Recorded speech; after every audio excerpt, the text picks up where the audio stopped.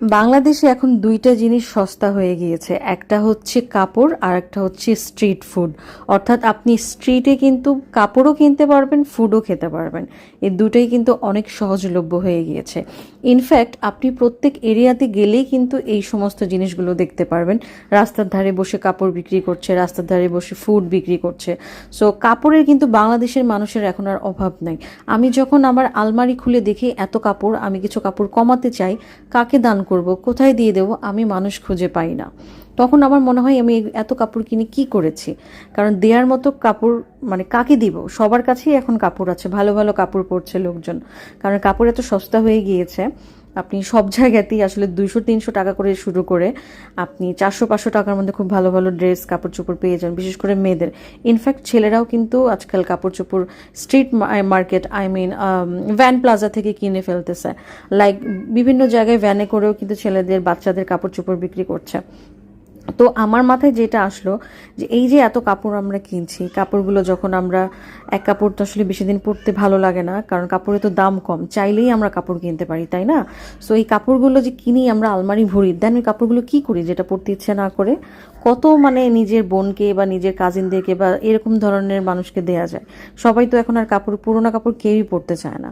এখন কাপড় অনেক মানে পাওয়া যায়, অ্যাভেলেবেল। সো কাপড়গুলো যেটা করা উচিত, মানে আলটিমেটলি কাপড়গুলো কি হয় আমি দেখাচ্ছি, এগুলো আসলে একটা লাইবিলিটিস মানে হয়ে দাঁড়ায় আমাদের জন্য। এগুলা কোনো ব্যবহারের যোগ্যই পরে হয় না, এগুলো ফেলে দেওয়ার মতো হয় না। এগুলো দিয়ে যে আসলে আলটিমেটলি কি হয়, আবর্জনা ছাড়া আমার মনে হয় না আর কিছু হয়। আলটিমেটলি আমি দেখাচ্ছি আপনাকে এগুলা কি হয়। আর এখানে যে কম্বলগুলো দেখছেন, কমফোর্টারগুলো দেখছেন, এগুলো মিরপুর 11 নম্বর বিহারি ক্যাম্পের এই রাস্তায় 2000, 1400, 1500 টাকার মধ্যে পেয়ে যাবেন। যদি কখনো কিনতে ইচ্ছে করে আসতে পারেন, ভালো ভালো কোয়ালিটিরও আছে। যেটা দেখলাম শোরুমে অনেক বেশি দাম নেয়। এখানে চাইনিজ কমফোর্টারও আছে, যে এটা আমাকে দেখাচ্ছিল, এটা হচ্ছে 2000 টাকা করে চেয়েছে। আমি ধরে দেখেছি, কোয়ালিটি মোটামুটি ভালোই আছে। সো বললাম না, এখন রাস্তাঘাটে সব কিছু পাওয়া যায়, কি চান আপনার। আমাদের মিরপুরে হোপ মার্কেটে এমন কিছু নাই যে পাওয়া যায় না, এবং আমাদের হোপে যাওয়া লাগে না, এত কাছাকাছি অনেক কিছু মানে পাওয়া যায়।